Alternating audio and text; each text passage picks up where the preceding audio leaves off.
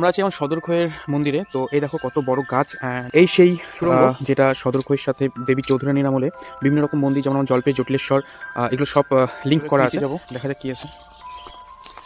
এটা কিন্তু আজকের না, এটা বহুত পুরানো।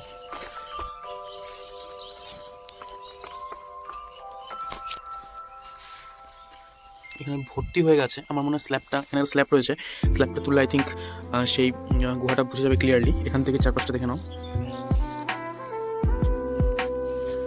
গাছের শিকড়গুলো দেখো কীভাবে জুড়ে রেখেছে শিলাগুলোকে। এগুলো প্রত্যেকটি পাথর, খুব সুন্দর। একটা হিস্টোরিক্যাল ব্যাপার রয়েছে এখানে। কোনো লেখা টাকা কিছু যদি একটা কিছু পাওয়া যায় তো সেটা একটু দেখছি আমরা, আর কি যদি কিছু পাওয়া যায় না